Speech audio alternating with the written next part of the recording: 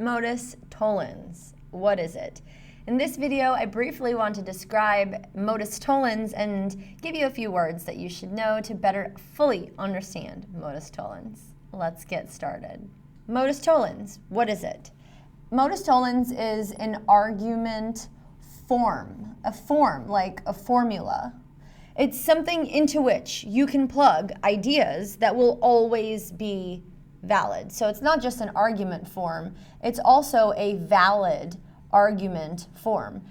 If you make a Modus Tollens argument, which this is how you do it, then you will always have a valid argument, even if your conclusion is false, even if your premise, the conditional, makes no sense. This will always be a valid argument. You are deducing the negation of the antecedent by assuming the negation of the consequent. Okay, big words. So antecedent, that's something you should understand. Consequent, that's something you should understand. Both of those are necessary components for two different things, both a compound proposition as well as a conditional proposition or a conditional statement. So we could bring that and that here as well. This is a premise, and the premise is a compound proposition because P is a proposition. It's a statement which can be true or false.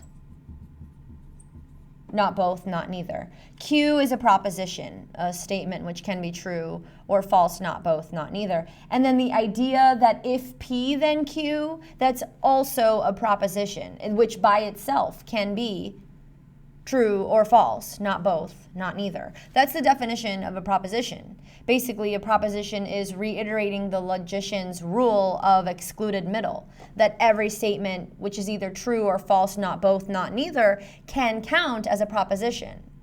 Modus Tollens is this two-premise argument form where one of the premises is a compound proposition as well as a conditional proposition with an antecedent and a consequent.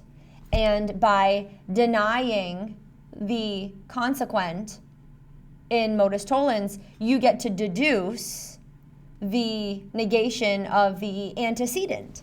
And so we can learn that Modus Tollens is also deductive reasoning or deductive logic. So these are just some general words that if you fail to understand would explain why you're not completely understanding Modus Tollens. Modus Tollens is a logical, deductive argument. It's a valid argument form.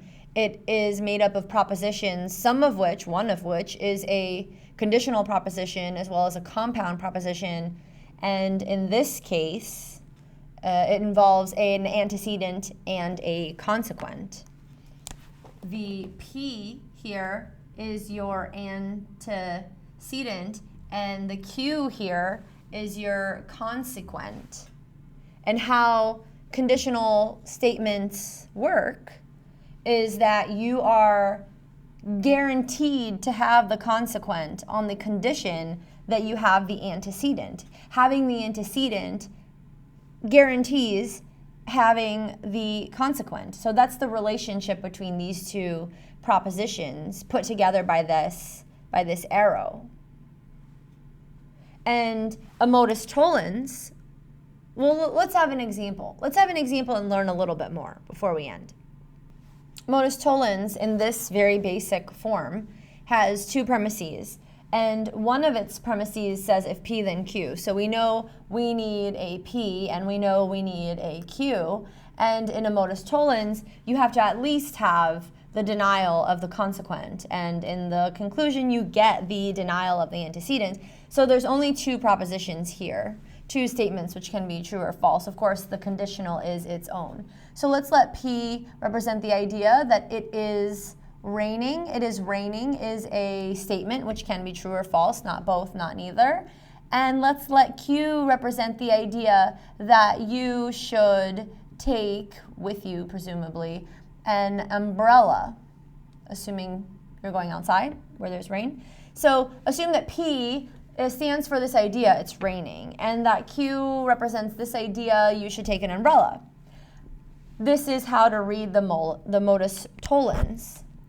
If it's raining, you should take an umbrella. It's not true that you should take an umbrella. Therefore, it's not true that it's raining. And that's a valid argument.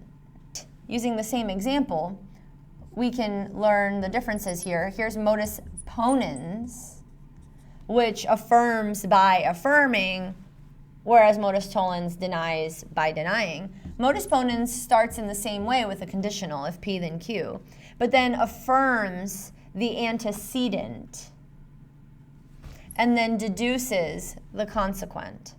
So this is modus ponens, where you are guaranteed the truth of the consequent by assuming the truth of the antecedent.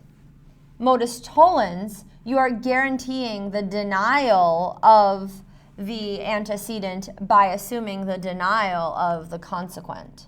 So they have a very similar structure, but they're doing different things, and they're both valid argument forms that involve amongst their premises a conditional statement.